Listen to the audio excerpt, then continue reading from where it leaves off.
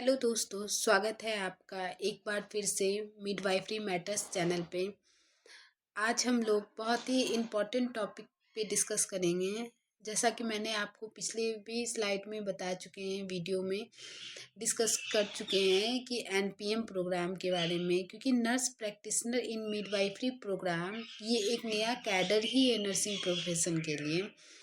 तो ये जानना बहुत ज़रूरी है आप लोगों को कि ये एक जो नया कैडर है वो क्या है एनपीएम। और ये अभी इंडिया में ये जो प्रोग्राम आया हुआ है इसके बारे में अभी लोगों को उतनी जानकारी नहीं है, और ये भी नहीं पता है कि ये क्या प्रोग्राम है, कैसे सिलेक्शन प्रोसेस होता है, ट्रेनिंग क्या दी जाती है इसमें, और आगे इसका क्या स्कोप है।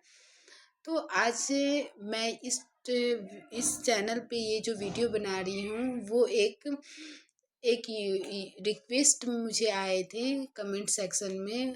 तो मैंने सोचा कि आपको इसके रिगार्डिंग कुछ जानकारी और देनी चाहिए, इसलिए ये वीडियो बनाया गया है ऑन रिक्वेस्ट पे। तो जैसा कि मैंने कुछ वीडियो में पहले भी कुछ वीडियो में मैंने बताया है कि एनपीएम जो कि नर्स प्रैक्टिशनर इन मिडवाइफरी प्रोग्राम है, इसका कैसे इसका सिलेक्शन होता है, इसमें कैसे सिलेक्शन के लिए क्या प्रोसेस है, कि सिलेक्शन प्रोसेस क्या है, क्या है एलिजिबिलिटी प्रोसेस, क्या है, क्या क्या चीज़ है। तो अभी हम लोग इन सब चीज़ों के बारे में देखेंगे एक बार फिर से। तो आइए देखते हैं ये जो एनपीएम जो प्रोग्राम है नर्स प्रैक्टिशनर इन मिडवाइफरी। तो इस प्रोग्राम में जो एडमिशन रिक्वायरमेंट है कि कैसे एडमिशन किया जाएगा, तो आप देख सकते हैं eligibility for the admission. Eligibility क्या होने वाली है एनपीएम प्रोग्राम के लिए। तो the candidate seeking admission to this programme should have the following qualification. तो इसमें देखिए कि क्या क्या क्वालिफिकेशन मांगा जाता है। तो इसमें पहला जो है कि रजिस्ट्रेशन बी आर एन और and R M with diploma in general nursing and midwifery और बीएससी नर्सिंग क्वालिफिकेशन। तो इसमें देखा गया है कि जो एलिजिबिलिटी होना चाहिए वो रजिस्टर्ड नर्स और रजिस्टर्ड मिडवाइफरी होनी चाहिए with the diploma in general nursing midwifery, और बीएससी नर्सिंग भी हो सकती हैं। उसके बाद देखते हैं possesses A minimum of 2 year of recent clinical experience in the maternity care with passion forward midwifery.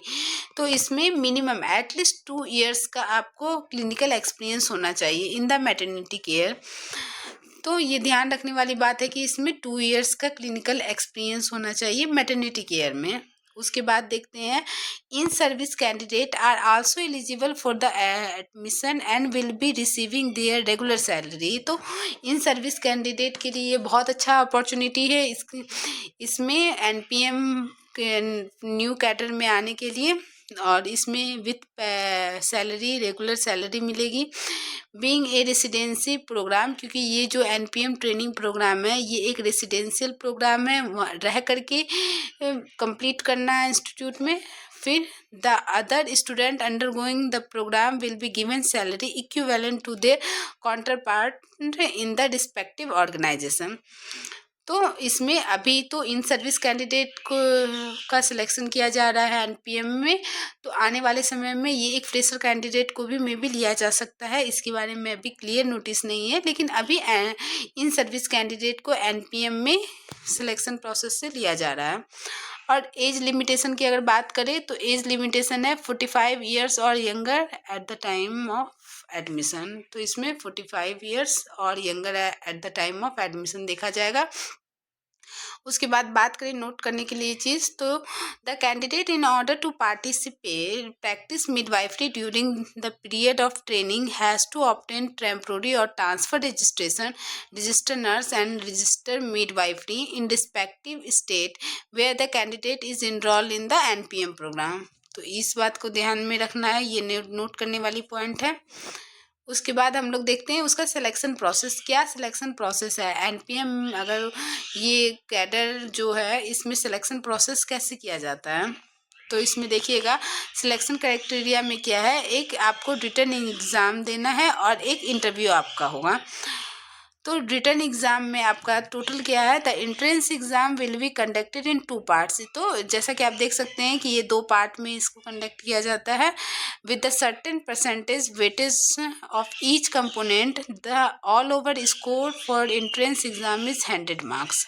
All over जो एंट्रेंस एग्ज़ाम होता है वो कितने मार्क्स का होता है, वो 100 मार्क्स का होता है, और 60 for written test and OSCE and 40 for interview. तो इसमें क्या है, 60 मार्क्स जो होगा उसमें रिटन और ऑस्की के लाया जाता है और 40 मार्क्स का इंटरव्यू लिया जाता है। तो जैसा कि देख सकते हैं कि रिटन एग्ज़ाम 40% मार्क्स कैरी कर रहा है, और इसमें क्या होता है, मल्टीपल चॉइस क्वेश्चन आते हैं, 2 शॉर्ट ऐसे आते हैं, 2 घंटे की एग्ज़ाम होती है, covering all the areas of antenatal, intrapartum, postnatal, complication management and neonatal care.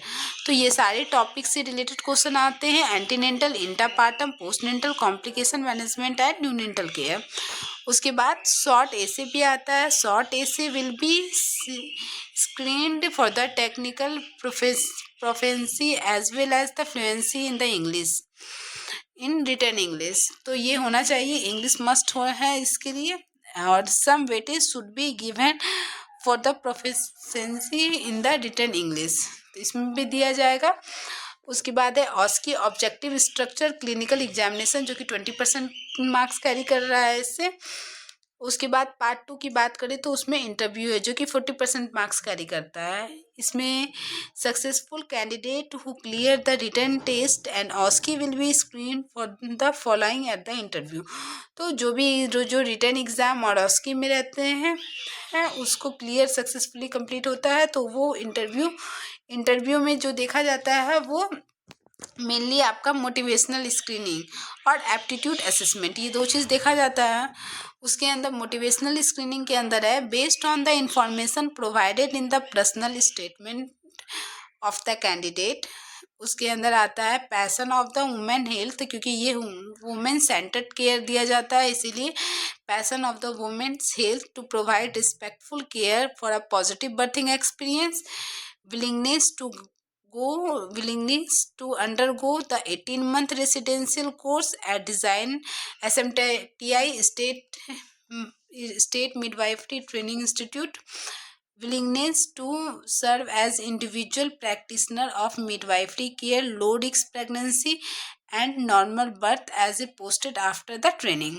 तो इसमें जो इच्छा रखते हैं कि वो वहाँ पे एक तो पैसन होना चाहिए वुमेन सेंटर्ड केयर देने के लिए, आरएमसी देने के लिए, respectful maternity care, positive child berthing कराने के लिए जो पैसिनेटेड होंगे वो इसमें देखा जाएगा।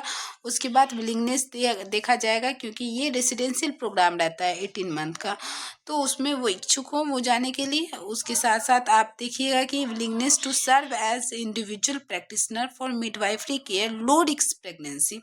तो इसमें क्या इंडिविजुअल प्रैक्टिशनर को मिडवाइफरी केयर देना है, कहाँ पे, low risk pregnancy and normal birth as posted after the training, क्योंकि ट्रेनिंग कंप्लीट हो जाने के बाद वो इंडिविजुअली उसको लो रिस्क प्रेगनेंसी और नॉर्मल बर्थिंग के लिए उसको दिया जाएगा, पोस्टेड किया जाएगा। उसके बाद है आपका एप्टीट्यूड असेसमेंट कैरी करता है 20% मार्क्स। इसमें हम लोग देखें तो will be a part of interview process to a certain spoken English language and proficiency and communication, technical knowledge होना चाहिए, leadership and advocacy for the client rights and team spirit होना चाहिए।